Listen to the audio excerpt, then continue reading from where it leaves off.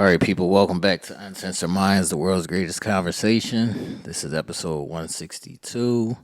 Make sure y'all like and share the video. Make sure y'all have subscribed to the channel, all that good stuff. Hit the live bell notification. This is our last episode before Christmas. I am here with my beautiful co-host. What's up, people? What's goody, y'all? Hey now. What's up? What's up? What's up? This Nell Gotti back in the building, y'all. Tired. You did. He tired. All right, people, we're going to get into a icebreaker, but I'm not going to tell y'all. This is a list that was created by somebody else. It's not my personal list. I'll tell y'all what the list is about when we're done the list.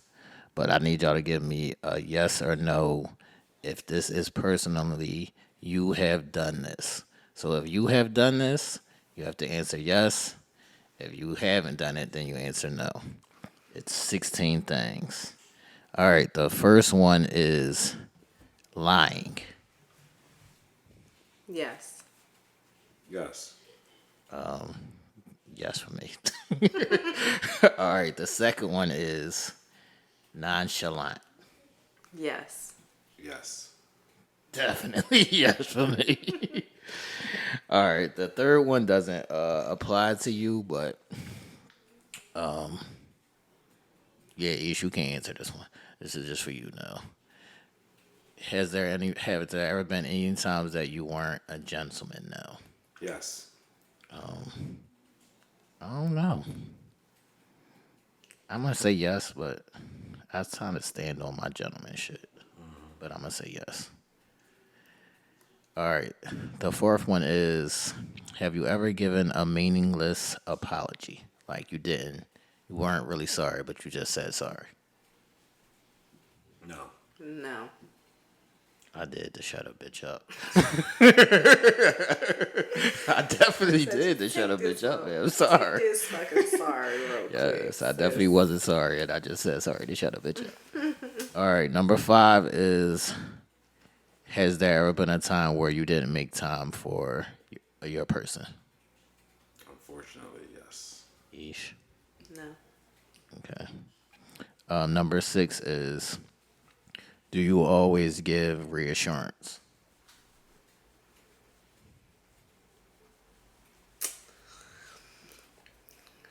I'm going to say no for the sake of the fact that I just can't possibly every single time execute on that. It's just probably not humanly possible, even though I would want to say, yes, I try my hardest. So I'm going to, you know what I mean? I'm going to say no. All right, now what's your answer? I'm gonna say no as well. I try to give reassurance a lot just because I know it's a big thing for women. So I think I do always give reassurance. Always is always. Like, Yeah, let's be that's what I'm cognizant. saying. Let's be for real with it. Right. Because always means. because I know this. I know 'Cause that that's a thing. if we ask somebody, let's say we ask somebody who Right. you deal with or Right. whatever, and they say, nah. They said, I felt like no at this point. Like, we can feel like we guys, because I'm thinking. Is that in the past or is that in the past or current? But we said always. So always means it always has happened. All right. Well, I guess I don't always give reassurance then. I mean, that's try what to, though, right? You try, We try to. and you can do it, but what if I'm giving reassurance at a time it's not needed? But the time that is really needed, I might miss the mark. So it's just like, then they're going to be like, oh, well, I didn't get the reassurance. So it's just like. All right. Number 7 is: you can't hold the conversation. You know what? As much as we all could say we could hold a conversation, there's somebody out there that says no, you can't. And I will be the first to own up to my shit. I have no problem talking, as you can see here. Right. But I fall short in that area on some instances. A lot of instances, actually. Yeah, I would say that I normally can always hold a conversation, but there is going to be certain conversations that I don't want to have. Yeah. So I can say yes to that, I guess. Yeah. What's your answer, Ish? Yeah, same here, like, for sure. Be honest in the comments, please. When y'all see this, please be honest, because people will say they can hold conversations, but you talk to them, you be like, Right. All right, this is a big one for all three of us. Y'all ready? This is a big one. Y'all ready? excuses, excuses, excuses. I hate excuses. Yes, I'm guilty. But we're all guilty of an Guilty of it. excuse. Yeah. Right, facts. Because the truth to you could be an excuse to somebody else. Absolutely. Facts. All right. This one might hit Nell a little bit in the gut. Nell, have you ever made her feel like she was the problem? Yes. Each was your answer. Have I ever made him feel like he was the problem? Yes. Okay. My answer is yes as well because she probably was the problem. Sorry. Okay. Number 10 is, are you not romantic? Yes. Are you not romantic? So if the opposite of not is you are romantic. No, I mean, there's times that you're not romantic. Oh yeah, there's times I'm not romantic. Each. Yeah.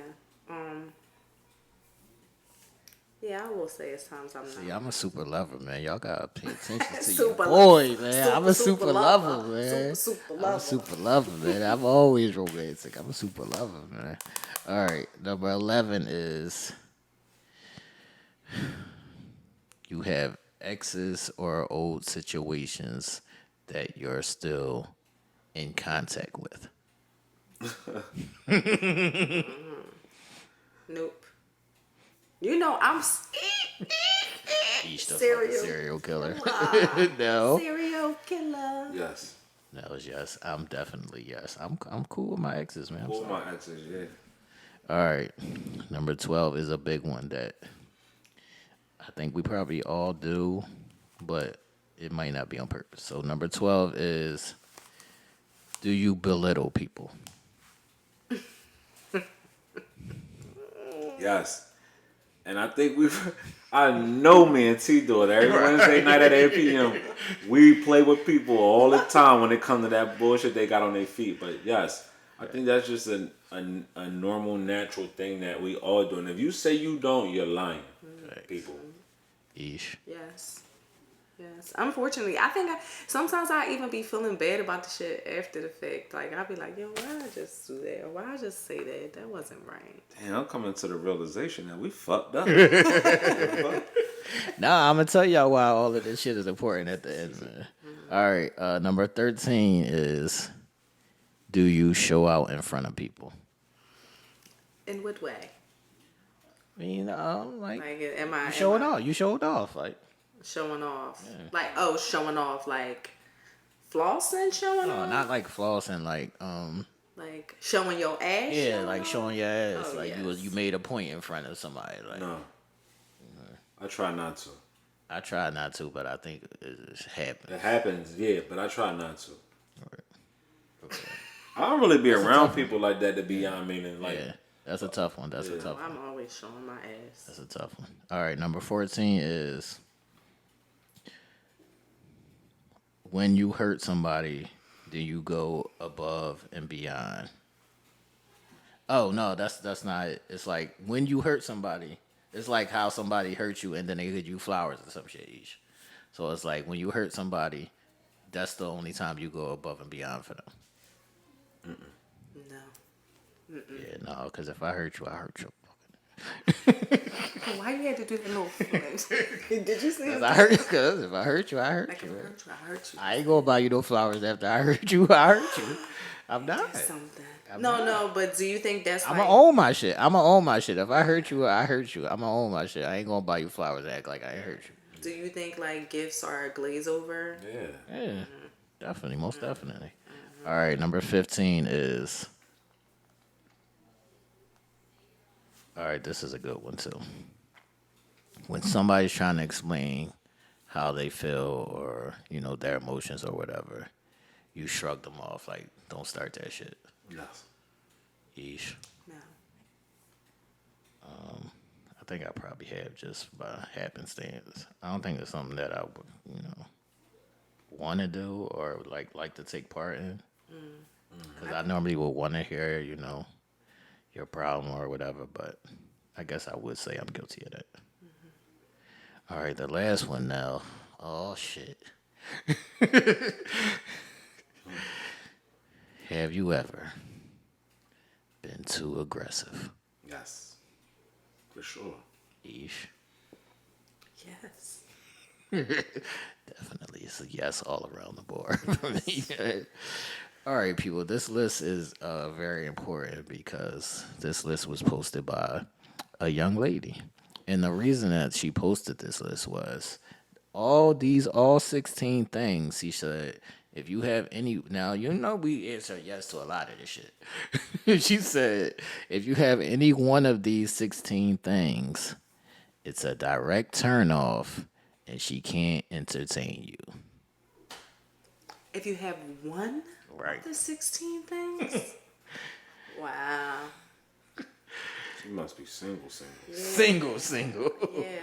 I mean, because even with some of those characteristics, like, they're not necessarily bad. Like, if you do it, it is I mean, I wouldn't say they're not even necessarily bad. I'm just saying it's just human. Like, it's just Human human. nature. Yes. Right. Right. Human error, human nature. Right. It's just human. It's just being human. Absolutely. I wonder why she do that. Like, thinking that they could be, like, possible red flags of some sort. And that's Right. what, yeah. I thought it was kind of trending towards just being accountable and Accountable. accountability on, like, just taking accountability of your shit. So you know you have a starting point of fixing. But goodness gracious, she said she wants you to not have none of that. Right. So that's how hard it is out here. This is a real thin line between how they say you want to have certain standards or you have certain, you got your list or your boundaries or X, Y, and Z. Nobody can fit this fucking list, shorty. like, like you don't want people to have necessarily the things on this list, but all of these things are like works in progress. So it's like I don't think nobody in possible fucking human history can beat this whole list. Right. That's Nah, you that's can't. insane for her to. And if you do beat the list, you're perfect. You're perfect. You're actually a walking perfect person. Yeah, that was crazy. That's like impossible. But that was tonight's icebreaker, ladies and gentlemen. Y'all let us know in the chat and in the comments how many of these things that you said yes to, and how do you feel about your stand? I'll ask y'all too, both. Like, how do you feel about your standards list? Are they workable, or do you have a certain, number? Like, if you pass this, and that, I can't fuck with you. Yeah, my standards list is workable. Like, cause I feel like sometimes people can grow into certain things, especially when they are, you know what I mean, and they come into contact with somebody of a different caliber. Like, you know what I mean, it could kind of elevate them who they are as an individual. You know what I mean, kind of make them step their game up or whatever the case may be. So I'm definitely flexible in regards to the standards. Like, there are certain marks that I like want to see in people initially, whether it be ambition, whether it be good communication skills, whether it be romantic or, you know what I mean, concise in their goals. Like, I can have those type of certain standards, but then other things I'm a little bit flexible on that they might can grow into. This is rough for me because I do have a list, but I know that people can't meet my list. So I know that I have to make allowances on, to my list because people not gonna meet my list. So it's fine with me. I already know what it is, so I know how to move around it. But my last question on this: which which one on the list would y'all say would be the most that you do, or the most that would be a turn off for you? Probably aggressor. Okay. And what would be your most turn off? The aggressor. Both. So I do it a lot, and I'm sure that's not a. It's not Right, a but I turn mean, if it was reversed, like off. Oh, if it what's was my turn off? right. Oh, that's a good question.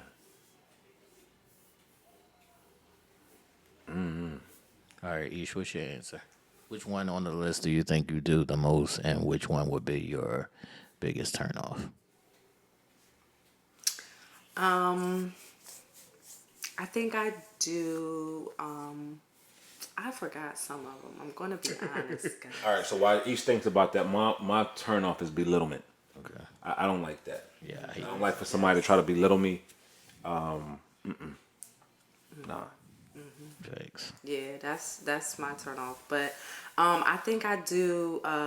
Can you run some? Yeah, I've run them down. It's lying, being nonchalant, meaningless apologies, not making enough time, no reassurance, can't hold a conversation, always makes excuses, makes the other person feel like they're the problem, not romantic, still cool with their exes, belittling, showing out in front of people, only going above and beyond after you did something wrong, saying don't start when I'm trying to explain how I feel, or being too aggressive. Okay. Yeah, I'm gonna say I do the most out of that list, showing out in front of people. God damn, Aisha. Because I don't You're a performer? I'm a performer. Yes. No, but I against the other things on the list, out of things that Showing out in front of people is bad. yeah, because let me tell you Very something, bad. like don't ever come for me. Don't ever come for me because I don't care where it's at. That is wild. But yeah, like cause I don't belittle too often. Like some of the other things I don't do too often. Yeah, that's wild, Aisha. I know. Mine would be, yo, this is bad too. See, I ain't the only one. This is bad too. And I've progressed from this, but my past would be lying. I was a lying ass nigga. I was definitely a lying ass nigga. But I progressed from that. I'm not on that no more. My biggest turn off on the list would be, let me see, man. Probably can't hold a conversation. That shit is annoying. Yeah, that shit is annoying. And Aisha's showing out in front of people. Each need your ass beat. Out here showing off. Listen, I don't just do it for no reason. Like, let's be clear. Let's clear it up just a little bit. Like, I don't do it for no reason. Like, I'm not just showing out and acting the ass for no reason. But definitely, I give the energy where it's given, when it's given. But that was tonight's icebreaker, ladies and gentlemen. This is episode, what is it, 162 you say, Ish? 62, 162. Episode 162, that was tonight's icebreaker. Yes. Y'all make sure y'all put y'all comments and y'all answers in the chat and or the comments and let us know what is your biggest thing that you do on the list. I'll post a list for y'all to see as well. And what is your biggest turn off on that list? And shout out to that young lady. I hope she finds somebody and, 34 or something like that that can do all of these things without no problem. And, I hope she, has a prosperous life. Shout out to her. Yeah, shout out to her. Shout out to her, man. But we're going to move on to our next topic. And this is a sad one, but there was a shooting that was close to me. And it was a road rage incident where two women, both had guns, got into an argument. I guess somebody might have cut somebody off. Somebody might have been waiting for somebody. You know how somebody be double parked and they don't want to move. I don't know how the details, but A deadly shooting as a possible road rage incident. It unfolded in the 6200 block of Market Street in West Philadelphia. Officers found a woman who'd been shot multiple times lying next to a gun. She died at the hospital. Police say there was another woman at the scene who had a gun, and she's now being questioned by homicide detectives. Meantime, an eyewitness tells Action News a third person, the victim's friend, tried to follow the first responders to the hospital, but ended up in a crash. Tried to get her to park because she was in no state to drive. She made a U-turn and tried to follow the cop car that picked up her girlfriend to take her girlfriend to the hospital. She was trying to follow the cop car. Once she hit Chestnut Street, she ran smack into traffic and was T-boned. The woman who crashed is okay. Police say the person they're questioning in the shooting did have a permit to carry. They got into an argument. They both started shooting at each other. One of the girls died, and the other girl got arrested, even though she did have a permit to carry. I mean, she still has to go to the due process, I guess. So we'll see how that plays out for her. But how do y'all feel, about women in general having a license to carry and or taking part in just random shootings or enjoyment in shooting a gun? Or do y'all think that sometimes when you have the gun, it puts an extra battery in your back? What are y'all thoughts on the situation?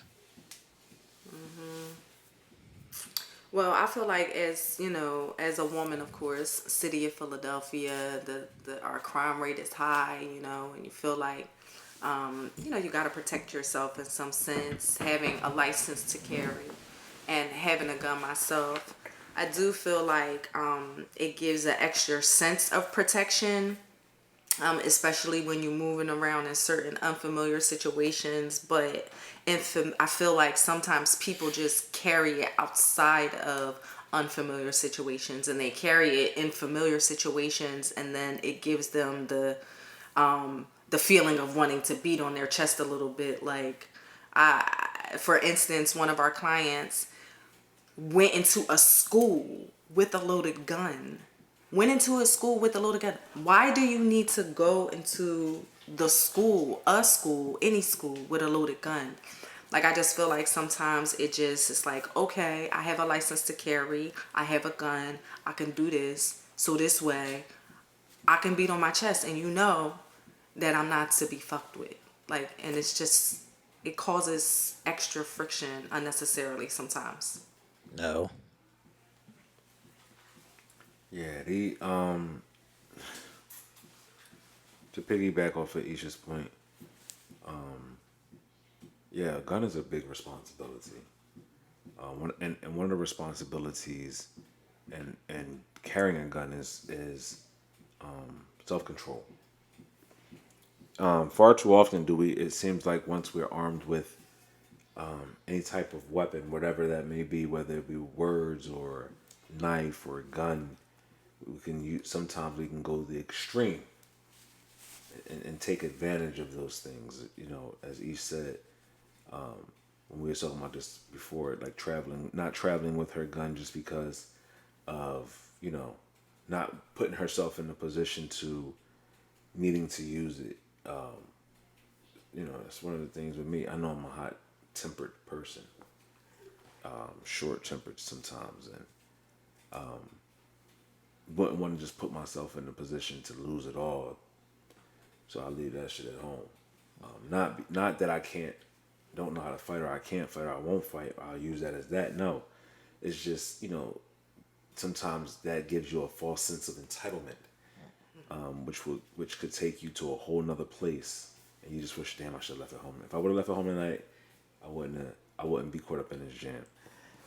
And as we were talking about this before, I was just talking about just the whole connotation of what life is, how life is out here in these streets, and how we abuse a lot of terms that if we really looked back, or we really studied, or we really knew what these terms meant, we wouldn't be using them as loosely as we do. Standing on business, people use that, and I know we talked about this on the previous show, and even some of the posting that we posted on our Facebook page about let's stop jumping on that. Let's standing on business thing. You don't really know what that is.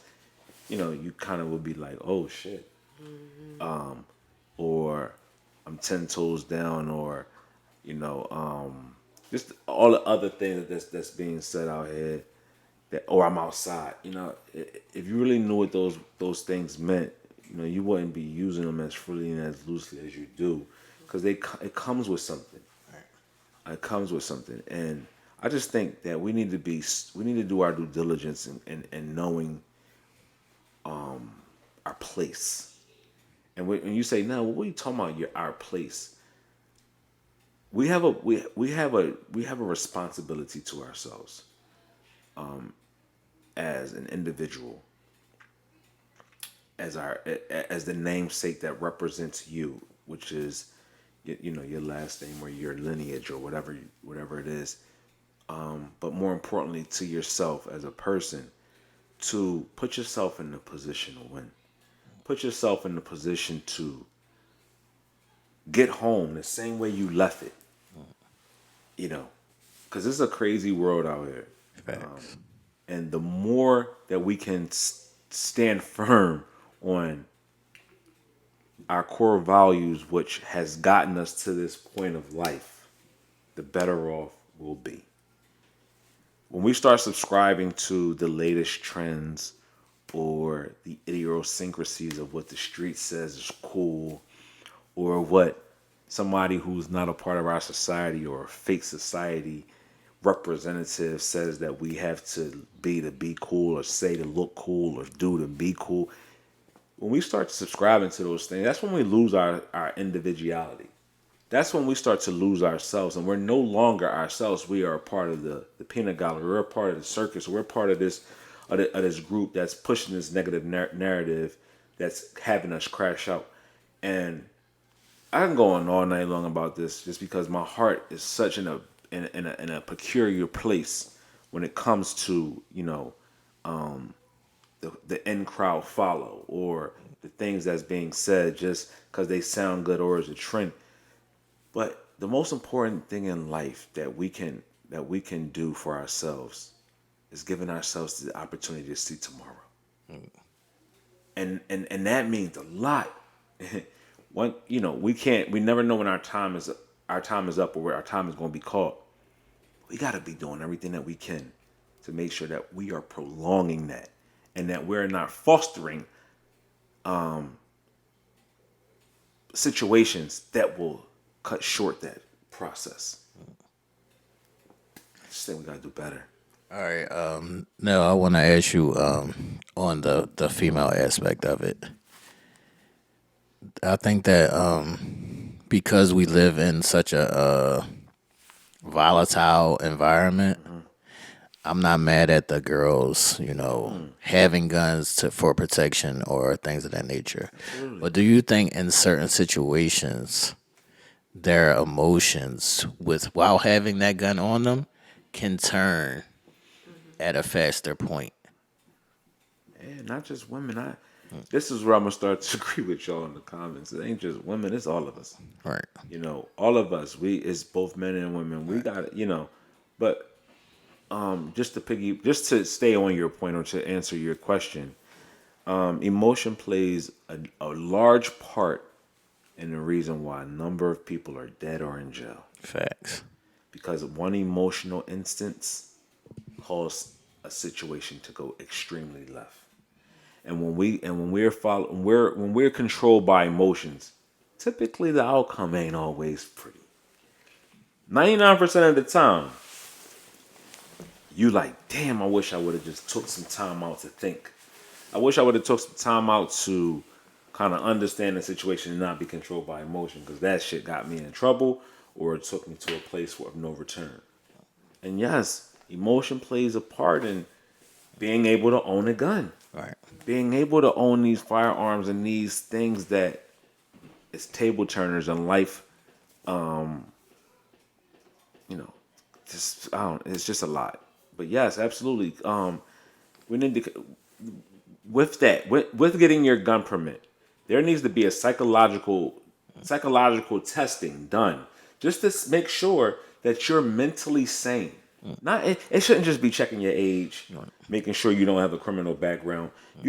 There has to be some type of psychological testing that has to be done to see what a person's makeup is, to see, damn, is there something out there that will possess them to take this firearm and use it for harm, or do something crazy with it. Yes, not every test is always accurate, and people snap and change at different times, at different points of life or situations, but more has to go behind that than just saying, let me fill out this paperwork, get this license to carry this gun, and not know what's behind it. You talked about this before. It was funny. I know I'm long-winded. I'm sorry. Good. I'm just in my bag. Not really bad. But you talked about this before. Oh, let's go on a date to the gun range. I don't get it, man. But I don't get it either. Like, what we going to a gun range for? To shoot? To do what? Like, you really think you busting your gun? Like, do you really want to bust your gun? That's the last thing a person for real want to do. You ask a real motherfucker that's out here shooting, that's a shooter, or that really about it. Even as a police officer, the last thing they want to do is fire their weapon. Right. So we going to the gun range to do what? Fire a weapon for what? What you doing with that? It's fun, it's exciting, it's exhilarating. Okay, just say that. Maybe. Hey, I'll get off on that. I wanna whatever. I wanna learn. I wanna whatever. All right, whatever. But it'd be crazy to me. It'd be crazy to me now. I've seen girls say, if a nigga come to my crib and he ain't got no gun, I'm looking at him a kind of way. Wow. That's weird. The nigga come to your gun and then he got 3 other people following him that got guns. Why you feel they shoot your house up and your kids in there? Now you crying because he done got you on some shit that you ain't signed up for. Right. I just want to say on the point of this whole story, like the road rage part of it. I try to avoid road rage at all costs. It's some shit that you can't avoid, and there's some people that's like super extra with it. But I'm not arguing with you. Like, go ahead, dog. You can get in front of me, go around, whatever the fuck you trying to. Go ahead, dog. I'm not arguing with you over no road rage shit. Like, it ain't never that deep to me. Like, and I used to be like that. that's what I'm saying. I used to be real like with the shits. I was just like, what? We all like, all right, he got in front of me. All right. Or he doing this nut shit. All right, let him go. Like, my tolerance level for shit in life is slowly declining, slowly dwindling. But then also my awareness. Right, that's what I'm saying. I know niggas be outside wilding, so it's like, oh, it ain't that serious. I'm not trying to get into a shootout with you because somebody got in front of me. Right.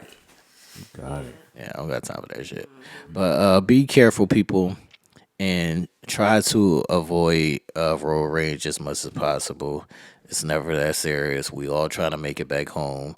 We all got other things to do and more life to live. That one little instance, that one quick argument can escalate so fast, and it's happening more often than not that people are getting shot and killed and or stabbed or just super violence just over some road rage. Like, and you don't know what's going on. Like, that'd be the main thing. You don't know what's going on with that person that you're having a road rage argument. They could be at their boiling point, and then you get into a road rage situation with them. Now it's really it's over the top. Where you arguing back and forth with somebody, and you never know what's going to set them off. Right. They could really be at their point of no return, and you say something to them, and they go off, and that's why I be telling people, just be cool, like, Right. just chill. And I know that shit is better. That sound better. It's easier said than done. Cause I'm one of them motherfuckers that's with whatever. But I just be like, all right, you got it. That's so fun. Like, you ever seen people be at the light and they be arguing like, no, because he put his middle finger up. Like, dog, how much did that hurt you, dog? I used to be that. Man. I used to be that. But I was like, you know what? At a point, you just be like, all right, I gotta grow up. I really gotta grow up. I can't let everything bother me and affect me because it's going to kill me. Right. And that other person is living life, and I'm dead. Or I'm just jealous. I'm like, I just be like, you just gotta be cool. Like, my heart is so heavy right now because I just learned that my 22-year-old cousin was gunned down Sunday night, coming from the mall with his girlfriend. Robbery. They robbed them. 16-year-old kid. They think. Whoever, they don't, they got a couple suspects, but Right. they shot him. They robbed him, then got away, but turned around and shot him. That's fucking crazy. Now, there's so many people that's suffering because of that instance. His girlfriend that he was with is traumatized for life. Right. His Mother now has to live with the fact that her son is gone before she is. My mother, I remember, and when I do shit in life, it's a conversation I had with my mother she was just like, I don't never want to bury you. I want you to bury me. I don't never want to be left with that responsibility of burying my son. So I need you to promise me that you're going to think before you do. You're going to under severe circumstances, you're going to make it back home the same way you left. I need that from you because for my sanity. I just want to make it a point to say that I see this a lot of times in women that they don't want to be like, they don't want to be looked at as pussy, like, and maybe this falls on guys as well. Like, it ain't that serious. It really ain't that serious. Like, I've seen an instance go from 0 to 100 in a matter of seconds, all because you don't want to be looked at a certain way, or all because you can't keep your emotions in check. And the sad part about this story is that I'm not sure, but I'm sure one, if not both, are mothers. So now both y'all kids are motherless because one of the women died and the other woman is going to be fighting this as a case. Yeah, that's crazy. All over what? Nothing. Words. Words. Words, pride, and ego. Words. We got to do better, people. We got to do Talked about better. that last week. Words. Facts. We got to do better, people. Words hurting us. This is an instance where, yes, words hurt, but the outcome of the severity of the situation that led to these words are even more hurtful. You got a dead body. You got a person that's fighting the case. You got like a scar and a stain on both persons and family. Because Man. you don't know how far this can go. Even if you get off on this as a self defense, they family still not looking at it like that. They family ain't gonna be like gonna let that ride like that. Thanks. So now this could be an ongoing cycle, Yeah. for even more generations to come, all because of this one little road rage incident. It ain't worth it, people. That's why I always say, think first and react second, because it ain't worth it. So I asked the guys a good question, and I've been thinking a lot about this lately, just like about what are we learning and what are we teaching? Like, and are we doing this on a regular basis? Like, just in general communication, like your family members, your loved ones, your partners, friends. What are we teaching and what are we learning? But if there was one thing, if you were assigned to teach one thing of value, what would be the one thing you would teach the best, like that you would be extremely good at teaching? I think I went into this speaking about information. Like, I'm very computer literate. Bless you. Oh, thank you. Sorry. I'm very computer literate, and I went that route because there's a multitude of things that I could teach, but all of those are like you got to be in a certain space for it. Like, I think other things are like, are you going to listen? Are you going to have an ego about this? So I would just stay strictly on like computer shit or things of that nature, like logical, factual things that don't have any judgment or feeling behind it. So I'm gonna say the easiest or the best thing for me to teach would be computers, like software, information technology shit. Go ahead now. Mine will be awareness. The awareness of everything that is us and what surrounds us. What we subscribe to, things that have a hold on us, things that makes us who we are, and just instilling value in you. That's important. Like that's a lesson that I think we all can learn from. Even the strongest person, even the most wisest and woke person, there's always some lessons that will help reinforce those type of positions within us. Because a lot of times we take our own selves for granted. A lot of times we don't see the true pure value in you.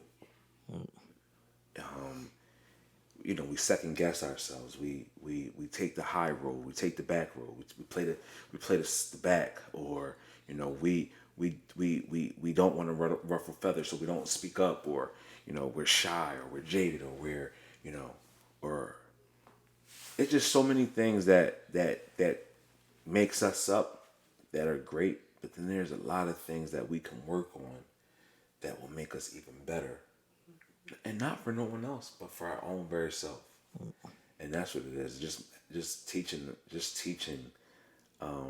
each other, just to take a look and see where you are at the moment, and see how you can do better for your own self.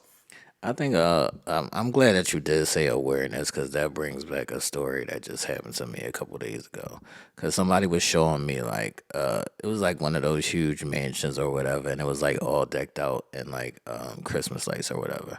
So I said to the girl, and I was like, they're kind of showing somebody that they can easily be robbed. And she was saying, well, why does your brain automatically go to that? And it's like, because my awareness is that, like, that's where my awareness goes to. I'm from the hood. I know, like, that's just where it goes. I can't explain this shit. That's just what it is. Like, my awareness is always going to factor in the things around me or how things are viewed outside. But go ahead, Ish, what's your answer? So mine's would be like the art of what I say, the art of the bounce back. Right. The art of the bounce back.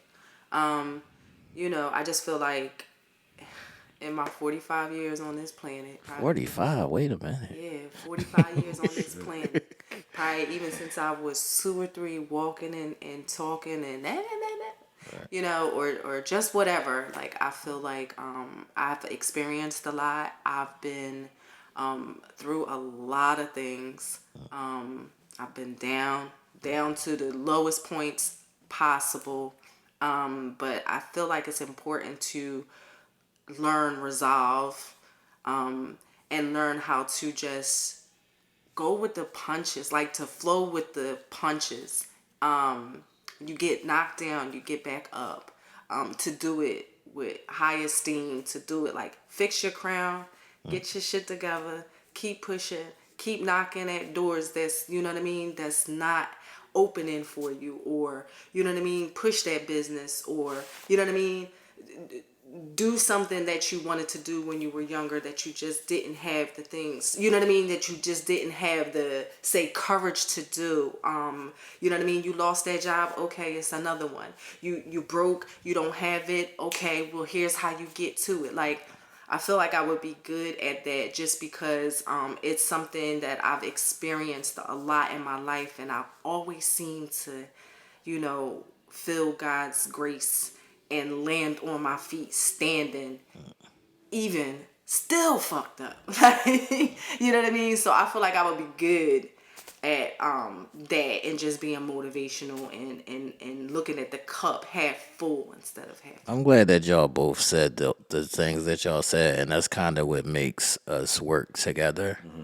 Because those things that y'all said, if I was doing that for a person and they weren't listening, or it's like, it's just that whole emotional shit, it would annoy me the fuck out of me. That shit would annoy the fuck out of me. So I'm glad that both of y'all said what y'all said. And that's what makes this show and things of that nature work, because the collaboration together, I think we can hit all things for. And then if we take it out of the emotional state, my give back to a person would be financial literacy. Right. I've been doing that ever since I graduated from college.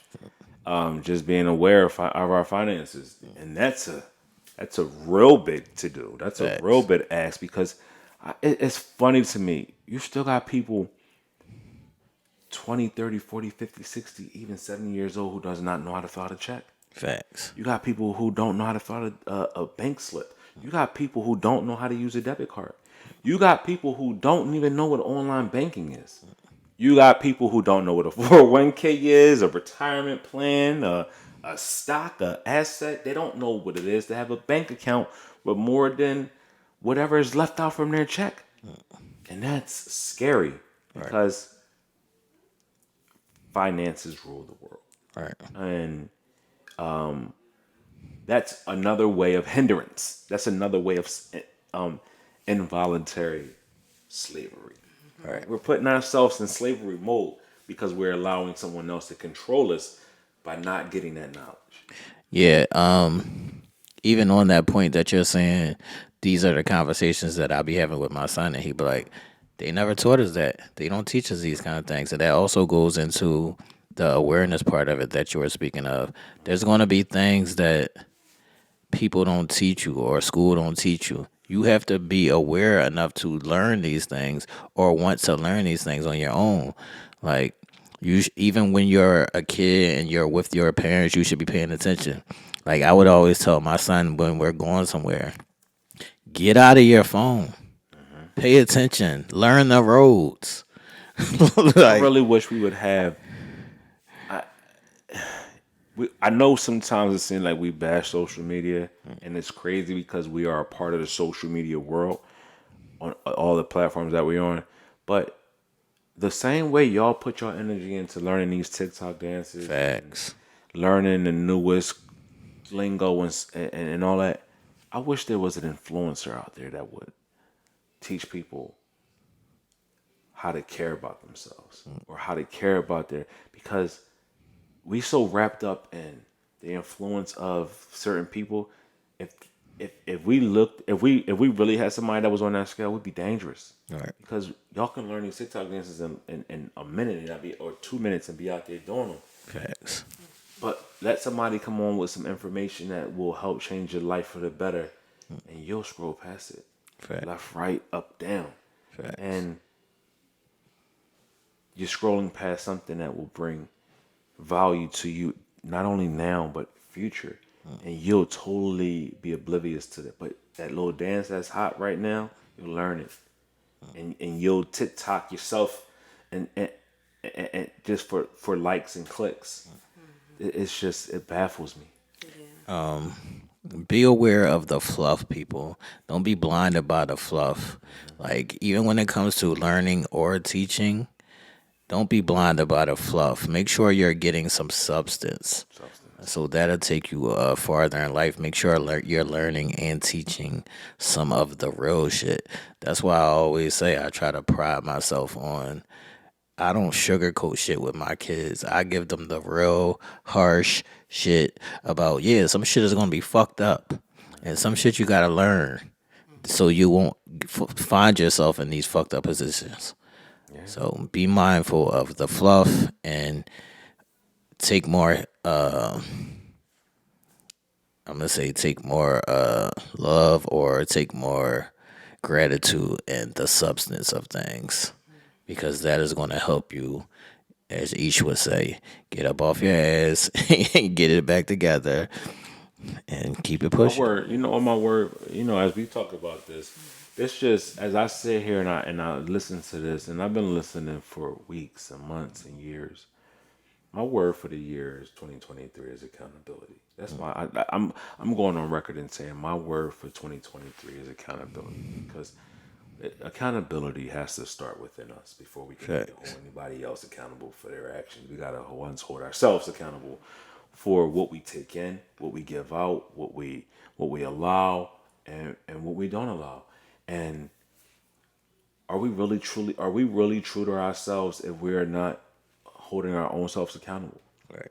And accountability lends itself to everything that we just said about learning, about being a sponge, about being able to be wrung out and allowing others to absorb, being able to absorb that water that you put out there.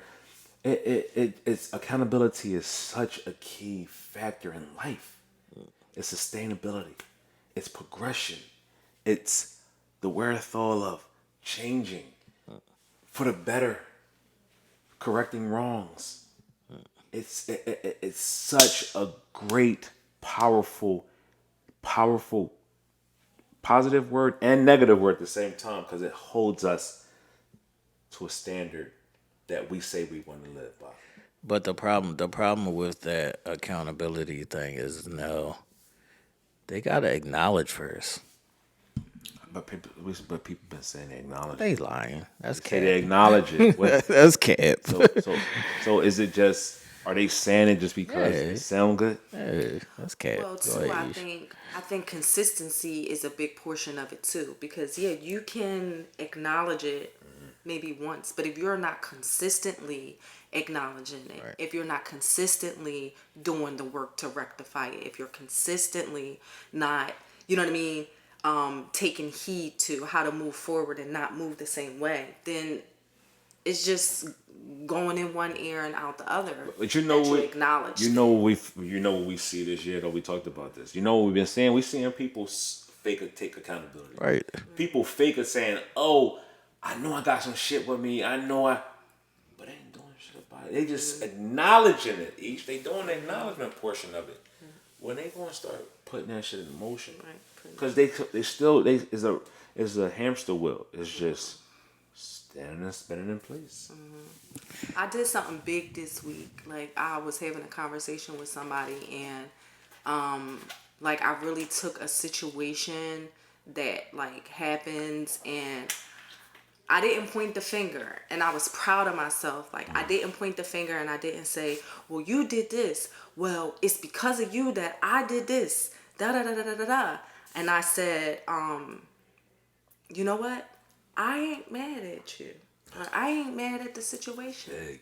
I'm holding myself accountable for my reaction, for my acceptance or lack thereof, or how I move forward and what work I am doing to make myself better in this situation and what I'm taking and learning, Facts. what I am learning from this situation and how I'm going to elevate from this situation. And I was proud of myself for that. And the reason that I was proud of myself because I am one of those individuals, like I'm gonna call you out on your shit. Right. Like I'm gonna pull your coattail and I'm gonna be like, yo, X, Y, and Z, X, Y, and Z. And even though I was in the space to do that, I didn't. Right. And that showed my growth as an individual because I am too exhausted.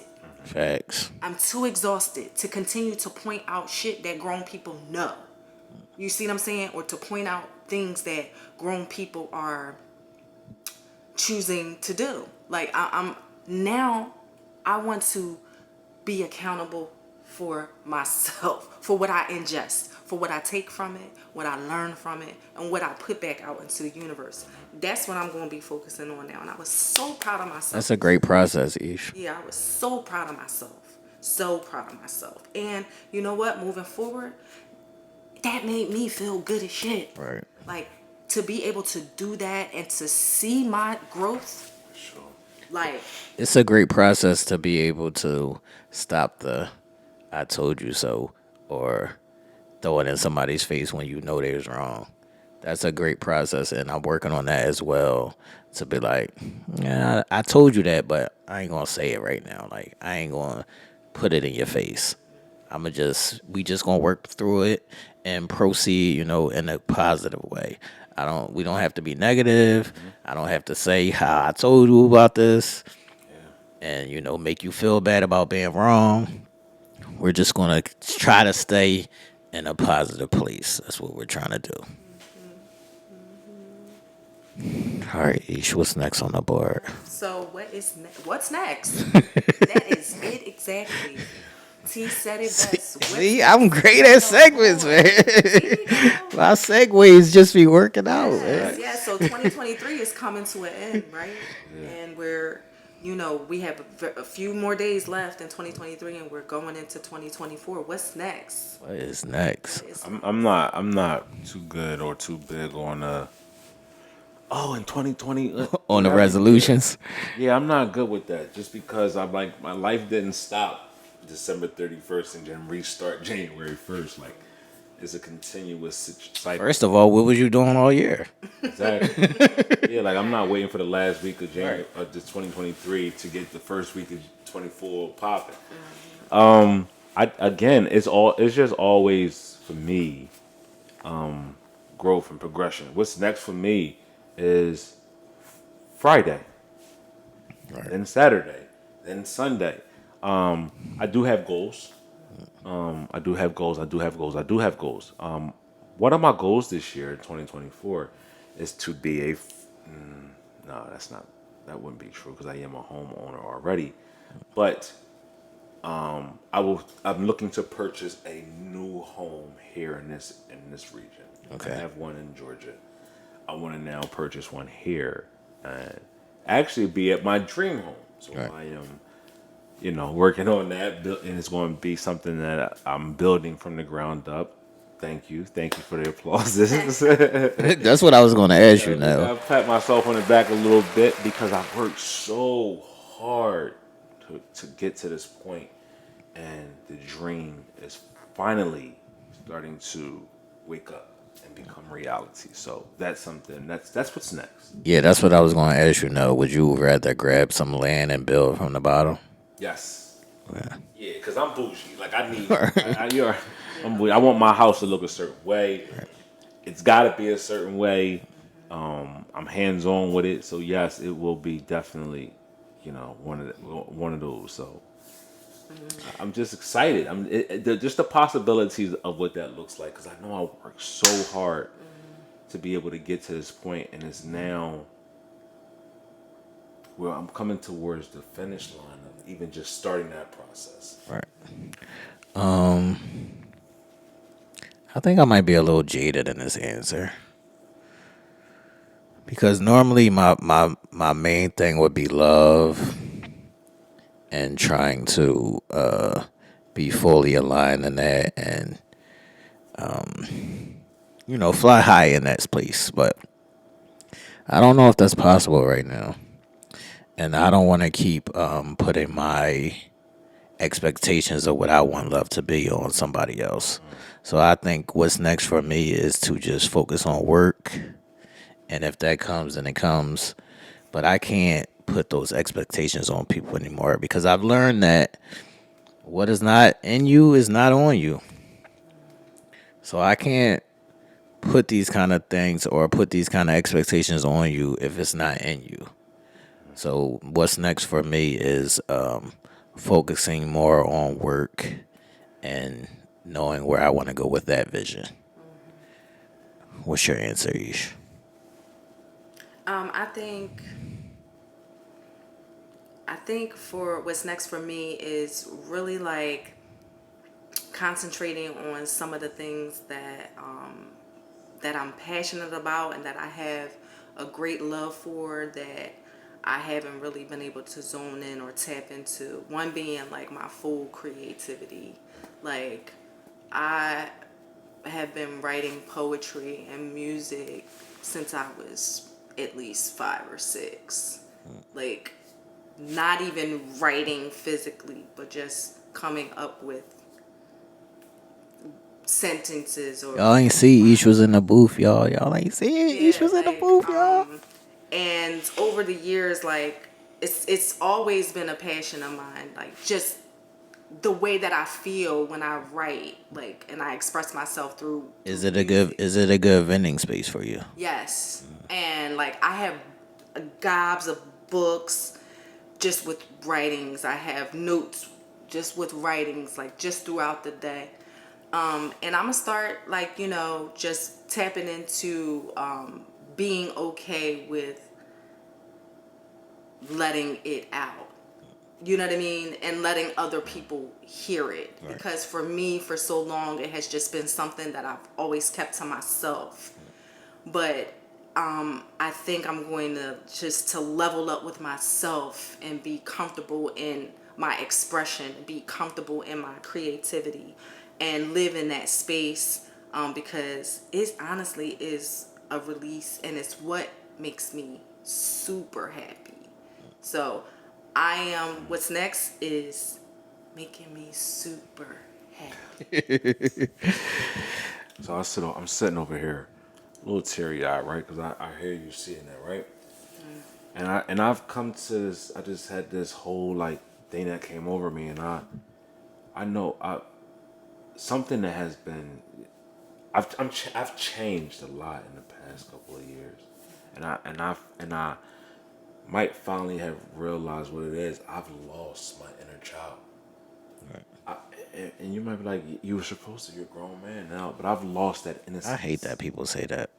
I've lost the innocence of what that that child is. I hate that people say that, no, because they don't leave room for us to have fun anymore. Yeah, absolutely. And regardless if I'm a grown up or not, that's the beauty of children. They're so free and so safe to be themselves, and they're so untainted from what society says that they have to be once they get this age. And I've lost that, and it's made me so tough for no reason. I'm so not free and happy as I should be. Right, because people make it seem like when you become an adult or when you become of a certain age that your life is only your responsibilities. So it's like only go to work and pay your bills and take care of your family. It's like, all right, I also want to enjoy myself and have fun and laugh and joke too. Like that's a part of it too. Everything doesn't always have to come with an explanation, right? Right. Everything doesn't always have to get approval by somebody. Like That's it. it almost feels like I'm not me. I'm not an individual. I am They want to turn you into a robot. I know. I or not even or a slave. I'm a slave to a process of you have to be this way and you have to do this, you have to do that, and if you do that, you're wrong. And if you act this way, you're not. And if you think too much of yourself, you're we get so many. Everybody places so many rules on you, but they live so free and carefree over here. But vicariously, they living through you because you have a dream and a vision. But because they haven't been able to conquer theirs, they try to stifle you by telling you what you're doing is wrong. And that's the tug of war that we face. It really is disheartening. But I sit here and I heard you saying how she wanted to get back into the good graces that made her mind feel free and clear. Right, something that makes her happy. yeah. I've lost that innocence of Yeah. my child, my inner child, of just Nell is just happy and free, and the world has so many possibilities and it's endless, and I can do it, I can do it, I can do it, I can do it, and I can't. Yeah. But I can. You can, and you gotta find it. Like I was thinking, that's the same thing because we lose it. You know what I mean? It's whether it's by what has happened to us in our life, the heavy things. You know what I mean? The things that we're struggling through. Like we're so bogged down with everyday bullshit. So bogged down with so many things that are just heavy and burdensome, and it's a trial after tribulation after knockdown after beat down. It's just like really it's exhausting. I was having brunch with my girlfriend on Sunday and I was literally mid-sentence and I just bust out crying and she was like, bitch, what the fuck is wrong with you? Over pancakes. Like we eating sugar cookie pancakes and having mimosas and bitch, you just bust out crying. It was that And- green egg. Huh? Not green eggs. No, I was at the Ridley House. So, okay. and it was like, I was like, sometimes being and trying to be a certain way is fucking exhausting. Eggs. It's exhausting. It's exhausting. It's exhausting. And I'm exhausted. That's why I'm crying. And she just like started crying too because she was like, no, I understand what you're saying. And I'm just like, seriously, I think, people go through the rigmarole every single day. Like, you know what I mean? Okay, we get up, we go to work, we get up, we check in, we get up, it's like we not robots, but we robotic. Right. In a sense, you know what I mean? And there's no carefree. There is no getting to what makes you happy, not what's making somebody else happy. Like, I never understood, and please, when y'all see this and y'all hear this, my mind is nowhere near this part. But I understand now. I come to understand why people take their own life. They're just at their wits' end. Right. There's nowhere to go for them. They're boxed in a corner. They feel like that's just the way to go. And we might be like, damn, they had so much going for them. Why did they turn to that? They gave us.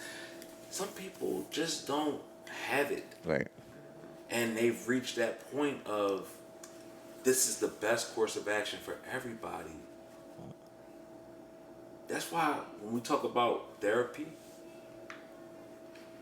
get it. Get it. Get it. And therapy don't always have to mean going to a psychiatrist. Right. It don't mean you have to sit down and talk to somebody. It could mean writing your thoughts down in a journal, or put them in book form and putting it out there for somebody else. Write a book so somebody else that's going through the same things you go through can have an outlet or a release of saying, damn, somebody else understands me. Right.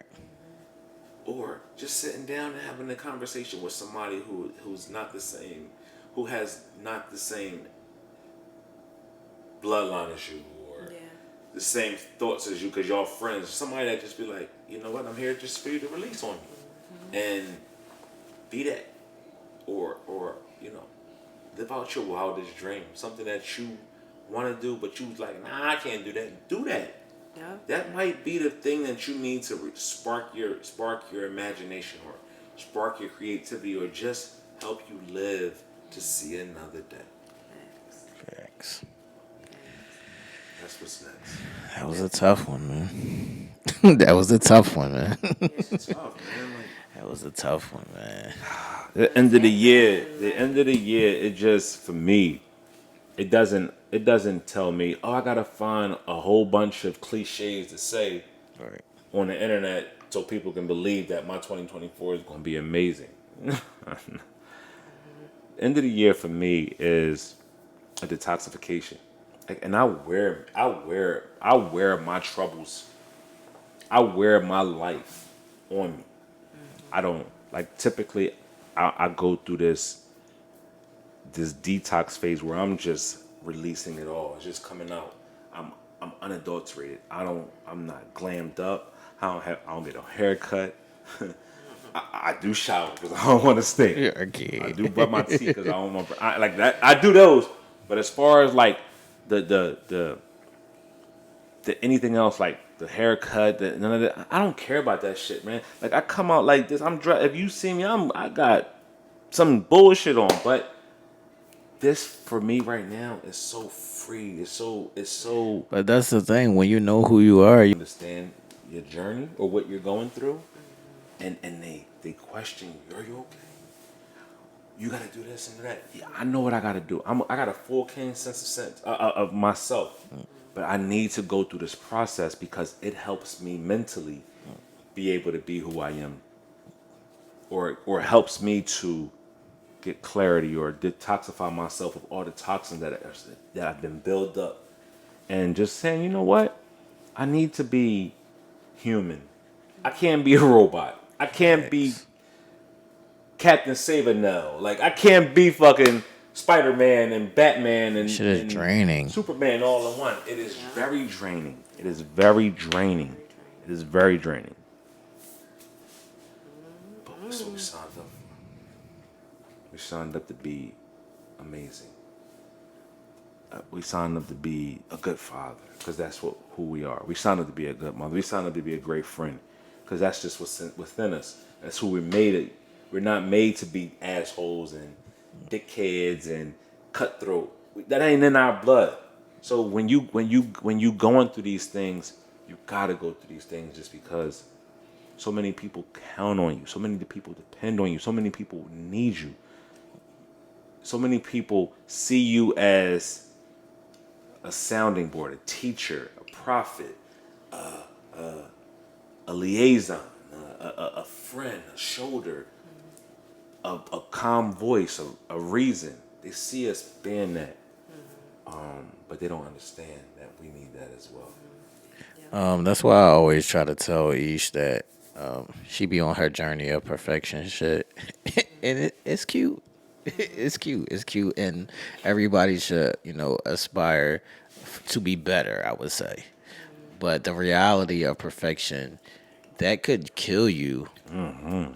Like you got to be careful with that shit because you keep going super hard, super hard. Perfection is a thing that is going to be far and few between of reaching. So just by human nature, there's going to be mistakes.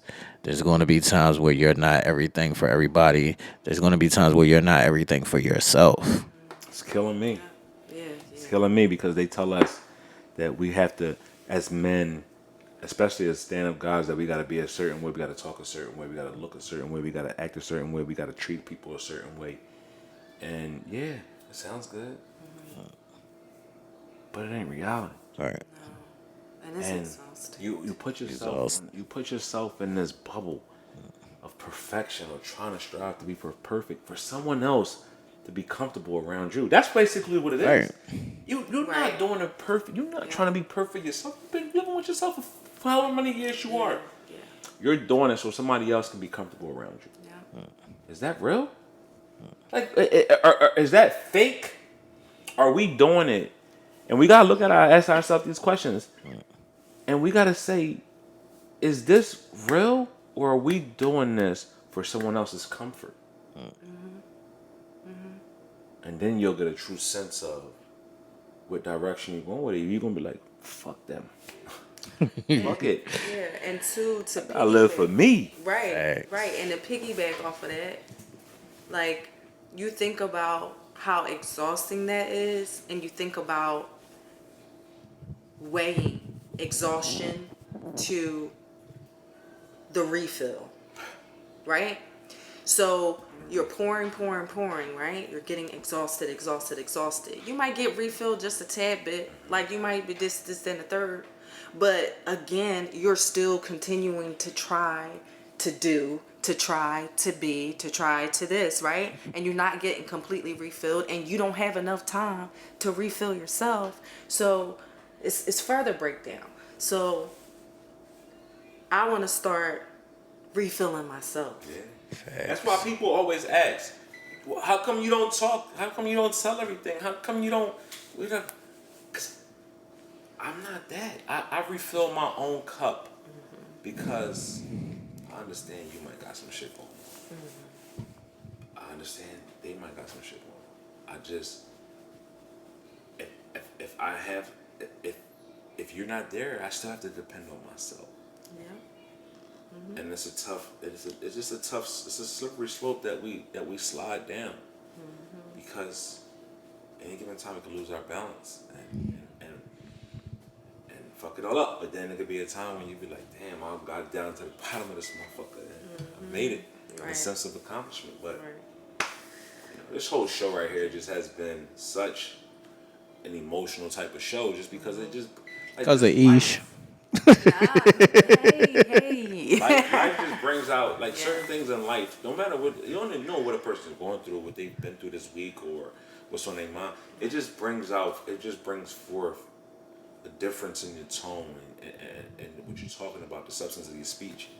And we gotta have these conversations because again, it's therapeutic on all levels. You got somebody that's sitting out there in this audience that's saying, "Damn, I needed that this week." Damn, they really touched. They really struck a chord. You're gonna have people that's out there that's just go with status quo and whatever, and that's cool. We thank you for that. We thank you for your participation. We thank you for your viewership. But you gotta do yourself a solid and say, what can I do to hold me accountable? Not what can I do to hold me accountable so I can blame the next person or I can say this person wasn't good for me because of that. No, what can you do? What hard lessons can you take to your own self and correct? And it don't have nothing to do with nobody else. It has everything to do with you.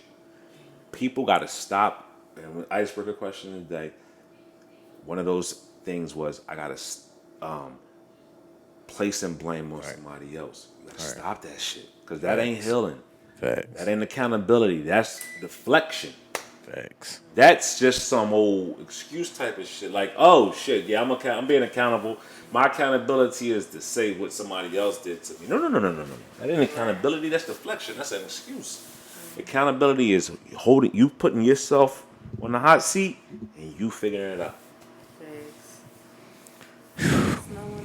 Let us know in the chat what's next for you guys. That was a rough one. Yeah, that was a rough one. Shout out to E. She trying to make people cry. She trying to make people cry.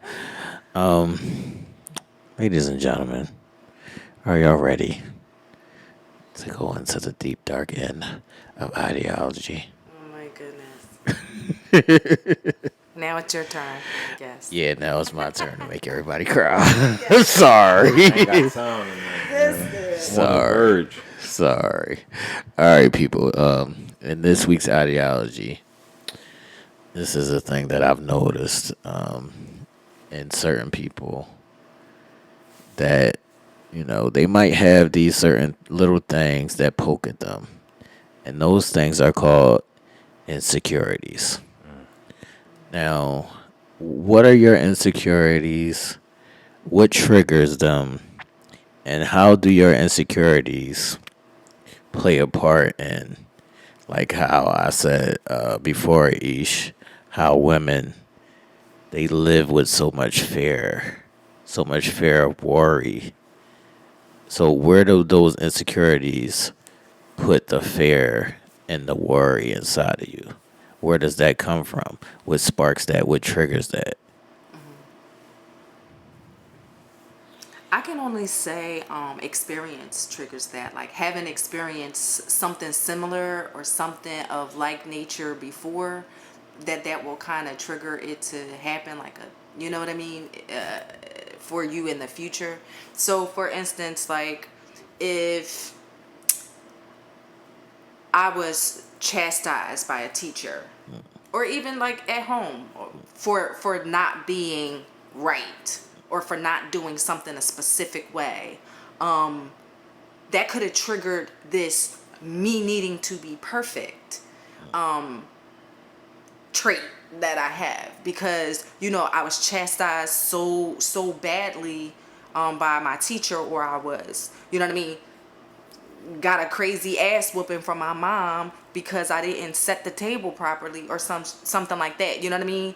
I think past experiences are what trigger those insecurities, and they constantly live within you, and they only come out obviously when situations arise, but you then begin to focus so much on them, right? Those insecurities, that they then breed other insecurities.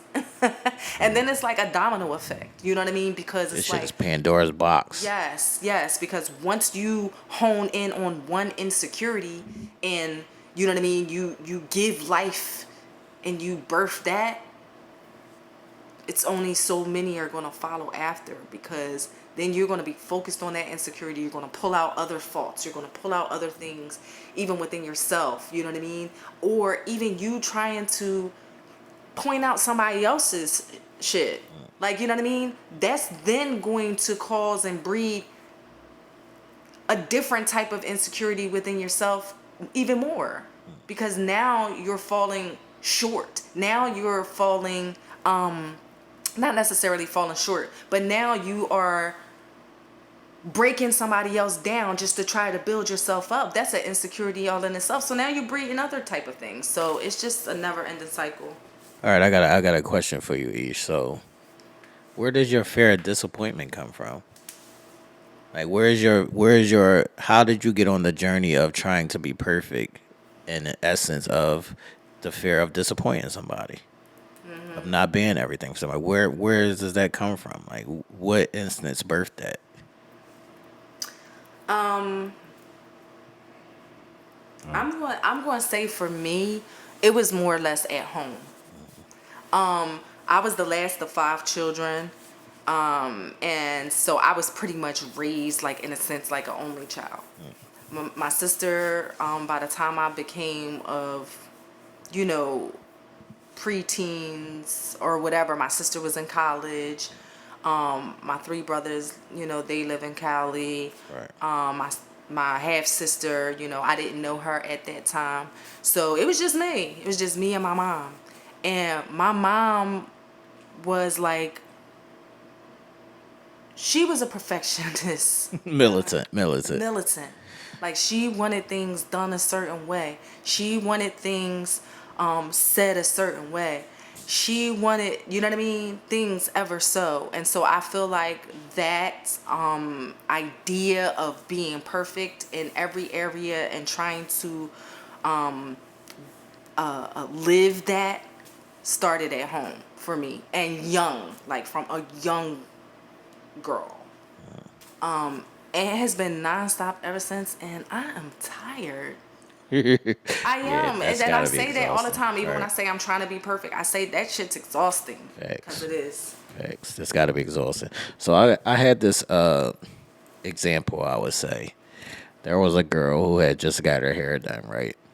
And after she got her hair done, she looked in the mirror, and although her hair looked it, it looked it great. She looked in the mirror and she said, and she was like, "Damn, I got a big ass head," and she felt some kind of way. And then as she was leaving, she got a phone call from her mom, and like it's like FaceTime or whatever. And her mom was like, "Damn, your head is big," and she's like instantly started crying, like right there on the spot. Like her hair looks nice, she still looks cute, but it was the fact that simple insecurity of thinking about her head being big shattered the whole experience. That's all it take. It only take. It only take one thing. It only take for somebody to look at you a certain way, or to say something. You know what I mean? Even if they're joking, Right. like to breed that insecurity. Split second. So now, do you feel like you have any insecurities and or what would trigger them? Yeah, I mean, we all got insecurities. I think one of my biggest ones is failure, the fear of letdown. Not I actually letting down nobody but myself. Right. I'm my biggest critic.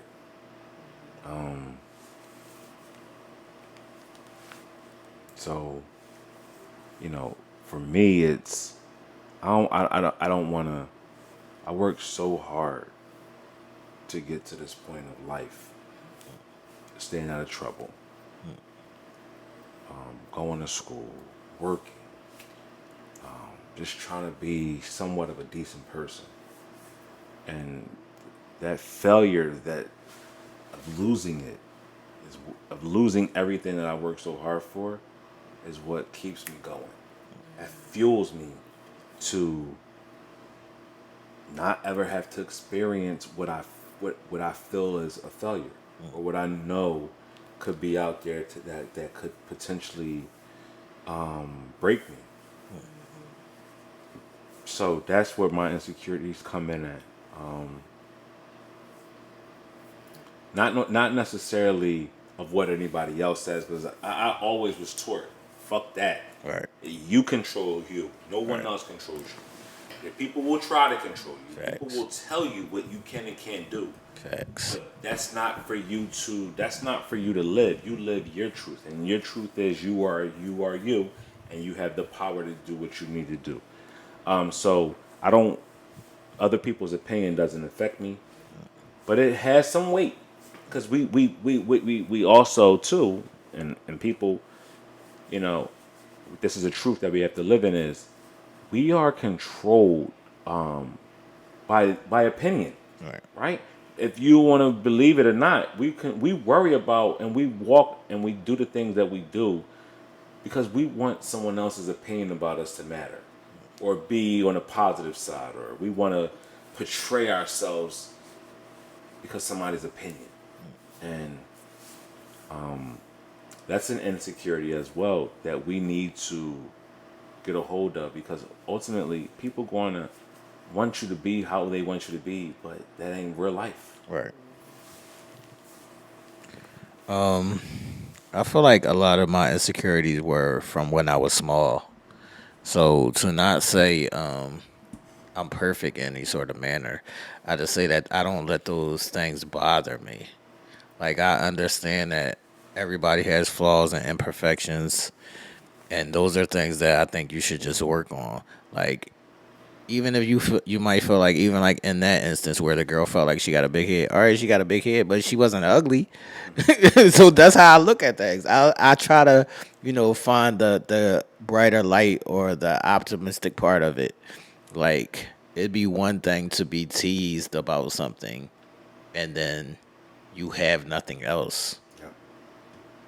But as long as you know that you have other things, I feel like you can find a space inside of you to lift yourself up over whatever that negative thing was. And I think that that's a process. Like that was a process that I learned growing up to. All right, I might have these negatives, but I know what my positives are. And I'm going to fuck with my positives. And you can work on your negatives, but don't let your negatives outweigh your positives. And that's just how I've grasped it and learned to deal with it. And that's how I move forward, within myself. So I don't let those insecurities bother me or affect me emotionally because those things can tear you down and stop you from moving. Nobody got time for that shit. So I understand it and I see it in people, but it'd be like, are you gonna live in that? Are you gonna cry every time somebody say you ugly? Like, For sure. yeah, I'm not jacking that. Yeah. Yeah. And I think it's easy for people to like fall into those spaces of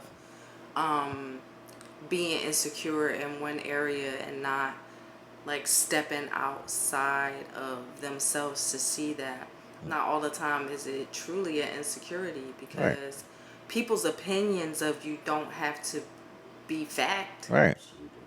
Like they don't have to be the That's why I look at it like I can't pinpoint an insecurity because you have to love your negatives as much as you love your positives. yeah, Absolutely. absolutely. That's just how I see it. So I can't pinpoint insecurity. I would just say that I know that I'm not perfect, or I know that I have flaws, and I just look at it as like I need to work on certain things. I don't look at insecurities and be like, damn, you know how certain people can look in a mirror and they don't like certain parts of them. I don't look at that kind of shit in the negative. I'm like, all right, what you gonna do about it? Yeah, absolutely. Absolutely. That might just me. I just may be crazy. No, Real life. for real. It is what it is. So what is the insecurity that y'all have seen stop you from being with somebody? Like that person couldn't get over their insecurity, and then it caused a problem in y'all relationship.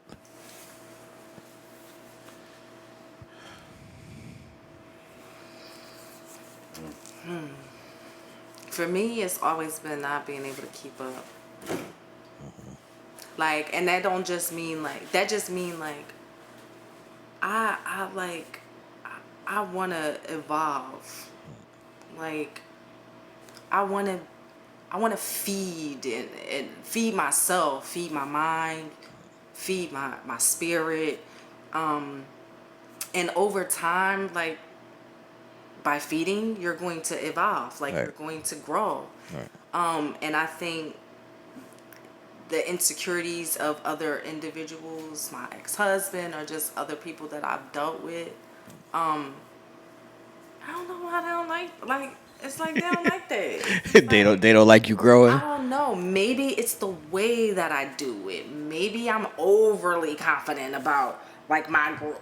Like They or probably about don't like you growing because, like you said, they're gonna feel like you're growing past them. You're gonna outgrow them. but in my mind I'm like, well, wouldn't that make you want to grow too? Some people don't care about growing. I The sad part of it, some people don't care about growing. They happy where they at. But that's what I've experienced the most. That What's your answer now? Just allowing. just allowing negativity to reign. I don't know how to let something defeat me. Like I don't know how to let it defeat me. I'm defeating it.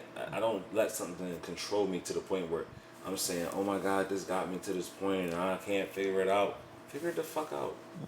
Figure it out and win. Figure it out and own it. Right. Figure it out and conquer it. Not you figured it out, but you allowing it to keep kicking your ass. Right. Nah. I don't know how to not be resilient. I don't know how to allow something to trick me out my spot. Like, that's why I'm so aggressive. That's why I'm so rough. I'm so tough, because I'm fighting. Facts. Letting nothing defeat me, and so I can sit here and be like, oh, I don't know what I'm gonna do. I don't know how I'm gonna make it. Nah, make that shit. I'm gonna figure out a way to make it. I don't know how to not make it. Thanks. I want to say that I've seen people's biggest insecurity be not knowing who they are. So when a person doesn't know who they are, it's a constant battle within themselves, and then they're battling you. So first they battle themselves, and then they battle you because they don't know who they are themselves. And that is the biggest insecurity I've seen throughout forever. And that can break a relationship easy. It can. Because they don't know nothing. They don't know how to love themselves. Right. They don't know what love look like. They don't know how to feel. Right, it's They a don't know constant where they war. coming and going. That's a bad joint. Right. It's a Real constant bad. war. Constant war. war. You got to war with yourself. And Facts. then instead of and then what you'll do is flip it on the person that's trying to give you love, because that's the easy target. Right. So, in this insecurity talk, people, let us know, what your insecurities be. It could be something as small as, a physical feature. It could be something emotional. You don't love yourself. That could be an insecurity. You don't know how to love. You don't know how to take love. All these things, you got to figure it out. Because if you don't figure it out, it's always going to poke at you. It's always going to plague you. It's always going to be a part of you that's not moving in a positive direction. Everybody's going to have insecurity in some form or fashion. But like I said, what you going to do? Like, what you going to do about it? Like, at some point, you got to get your mind right. At some point, you got to figure out, like, all right, my left eye might be lazy, but guess what? My right eye is straight. Thanks. So let's move forward in a positive light, people, and nothing or nobody is perfect. So don't let other people outside of yourself determine who you are and what your insecurities will be. Don't let people trigger you by saying you ugly, or you fat, or you skinny, or you tall, or you short. That shit fucking boggles me. Like, when I see people just fall down and cry, like, no, because he said I was this and this and that. Like, what? Right. What you think about yourself to yourself? We not doing that. We not doing that, ladies and gentlemen. What do you think about yourself to yourself? Figure it out who you are to yourself. Learn yourself. Love yourself. And we gonna keep it pushing, man. Shizzle. What's up now? What we doing? We made it to this point, right? I know what you getting ready to say. Nah, we're not even gonna play with you no more. Man. I know what you getting ready to say. So I had to, as soon as he said, "What's up, Nell? What we got?" I turned to you with my mouth open because I know what you getting ready to say. I'm gonna let you ride. Shout out to the Philadelphia Eagles. Nah. I wasn't even gonna say that, but I was definitely going. I was gonna let you live because your little Eagles lost on Monday night. But I'm now not gonna let you live because your Eagles lost on Monday night.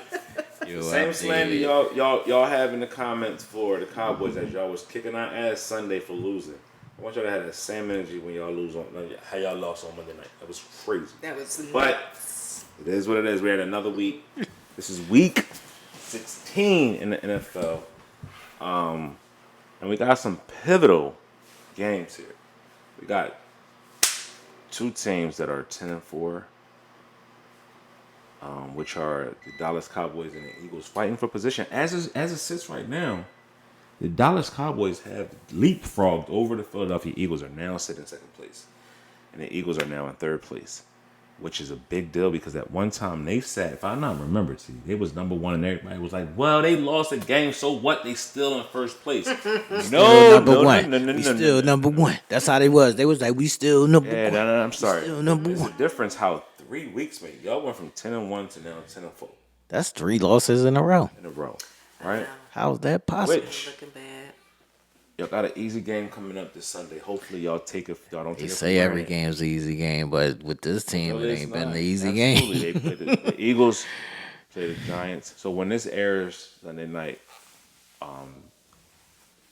the game would have already been played. So hopefully y'all will win. The Cowboys, hopefully we win as well, and continue to. Can I ask a question real quick? No. Ish. If the Eagles lose in the first round, is this a successful season for you? No. We already know Let what you Ish. gonna say. I know. I want to hear your I'm answer, gonna ride Ish. with my boys for whatever reason. Right, whatever Ish. I'm is- not asking you if you're going to turn on them. I'm asking you, do you feel like this is a successful Yes. season? No. Yes. Okay. I already know. No. You say, no, it's not a successful season. No. How's it a successful season, think- Ish? I Y'all think- went to the Super Bowl last year. Yeah. Anything less than winning the Super Bowl is not a successful season. Not a successful season. I got No. you. I look at every win as a success. I cannot. So even with the losses, Look at now. I know now. Shake your head. I know how crazy it sounds, but that is just my outlook. Then we just talk about that. What's next? I cannot. 2024. I'm gonna leave football alone for now, and let's go into a world that we really haven't ventured in a long time, and I'm going in 60 seconds. But baseball season, even though baseball season is not until the spring, it's been heating up.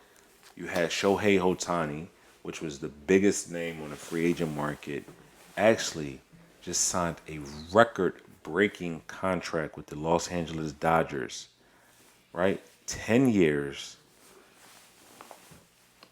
$700 million. Facts. 10 years, $700 million. That is crazy. Insane. He's an amazing, phenomenal baseball player. Why did I bring that up?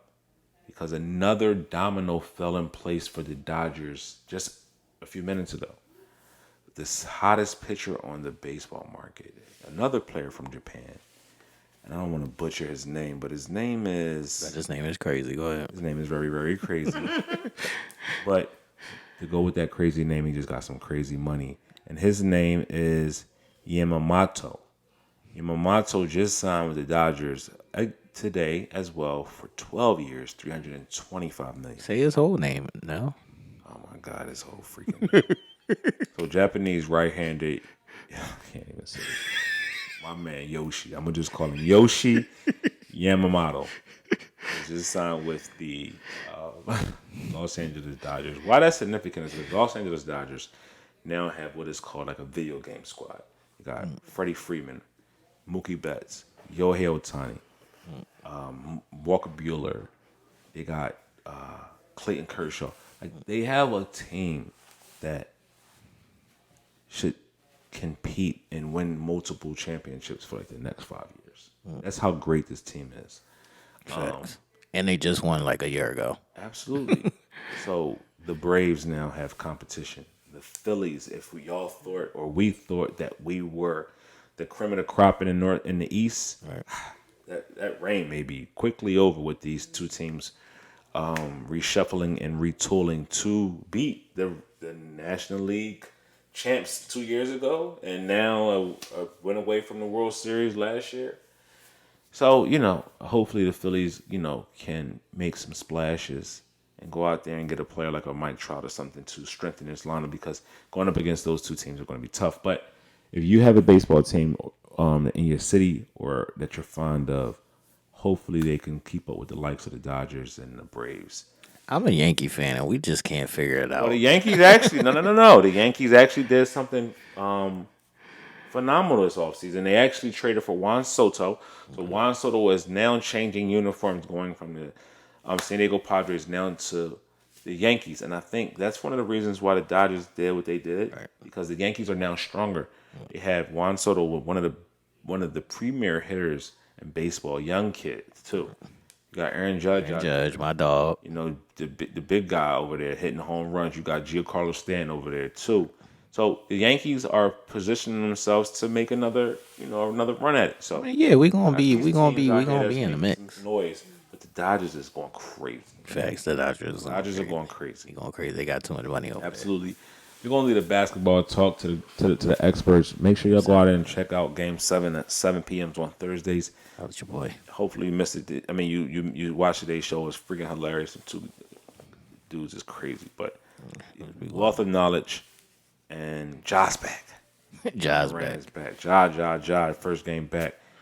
Dropped the game when it went 35 points. Shout outs to Ja. Zion Williamson is still fat. Yo, this nigga said earlier he just burgers and hoes. Zion Williamson is just burgers and hoes. That's what my brother said. You know, it's just crazy what the world of sport is doing right now. Got football in full swing. Basketball, is in full swing. It should be going on its break soon. The All-Star break. All-Star break coming up soon. Very soon. Make sure December 25th, all day basketball, people. That's my Christmas. That's my Christmas gift every year. That's crazy. On Christmas Day is 5 basketball games. The top teams always go at it on Christmas Day. And then also the NFL That's my is favorite playing Christmas on. present. The NFL has a couple games playing on Christmas Day as well, because the Christmas Day falls on a Monday. So you got a full slate of either basketball or football to keep after you unwrap your gifts and y'all sitting by the tree and drinking y'all little nasty eggnog. And I like eggnog, man. I'll do that. I hate eggnog, but it's white and it reminds me of mayonnaise. So Now, can I ask Ish a question real quick? Yeah. All right, Ish. I ain't gonna bash your green team. I just want to make a reference. So, say if you teaching somebody how to drive, right? And then every day y'all go outside and they just get in the car. They don't put their foot on the pedal. They don't do no turning. They just get in the car. Is that a successful thing? You make your point. I got it. You're gonna have these people that's gonna still ride with these. I'm not mad at people for riding with their team because you're supposed to ride with your team with a loss. But I just be realistic. said, Right. yeah, make it make sense. That's what I'm Make saying. sense over at the Cowboy land. That's right? what I'm You know, it's saying. about the old championship. That's And what I'm saying. Every year that y'all don't get another one, y'all know y'all's is becoming old and ancient, right? Like, just let's be clear. No, Nell, you're a Cowboys fan, and Cowboy Nation, are they ever going to say, yo, we made it to the playoffs, we had a successful season? No. No, I'm never going to say that. And no fans ain't gonna allow us to say that. Right. Y'all think y'all won 10 games, y'all had a successful season. Oh Right. my God, I seen people, we still, y'all trash. But congratulations. You know what I mean? What it is. I'm not going to say y'all trash. I'm just going to say it. Don't Man, make after what I it seen Monday night, I ain't you convinced. don't win that ring. When I seen what I seen Monday night, I ain't Yeah, that convinced. was wild. That was trash. I was upset. That was a trash performance. But hopefully, y'all got the Giants this week. If y'all lose to the Giants, then you can officially call them trash. Straight up. The Giants? Yeah, if y'all lose to the Giants, they quarterback still live at home with his parents. Ish. Yeah. They quarterback live at home with his parents. If y'all lose to this nigga, y'all is really My man got trash. enough for Toyota Corolla. He ain't even got enough to get his own house. They just Hey. signed him for a Toyota Corolla money. Hey, if y'all lose to that nigga, it's It is what it is, man. So when y'all see this on Sunday, hopefully your team that you represented has won. And then when you wake up that Monday morning, hopefully you got a ton of gifts under the tree. Hopefully somebody cares All about right, I got a real quick question for Ish. Ish, do you know any girls that are 45, 50 and up, and nobody has ever asked them to marry them?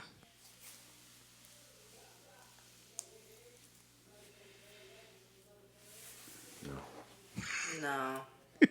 You know why that is, Ish? Because if you're of that age and nobody has ever asked you to, then you ain't worthy of that. Right. Yeah. No.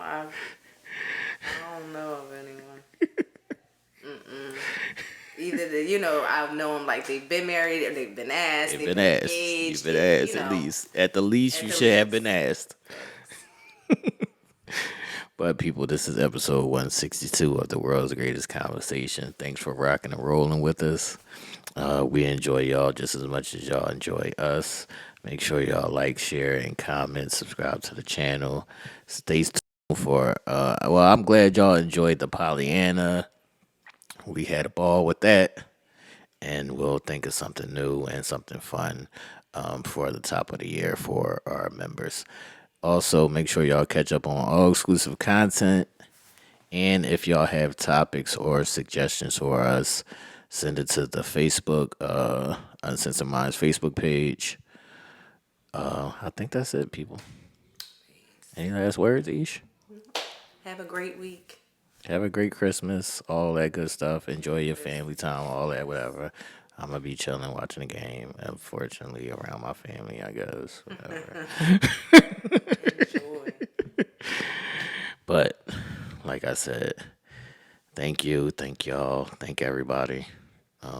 We're in good spirits. I hope y'all is in good spirits. Let us know what y'all next is. What's next for y'all? Remember to put your insecurities and how you're going to fix them in the comments or in the chat. And people, let's move forward. Let's progress. Let's be positive. Let's not fall victim to the social standards or downfalls or things that they try to put on us, because you are in control of whatever you want and whatever you want to be and whoever you want to be. It's on you, man. What you gonna do? What you gonna do? Word, that's a word. What you gonna do, man? Signing off, man. I'm the prophet, man. Y'all got me fucked up, man.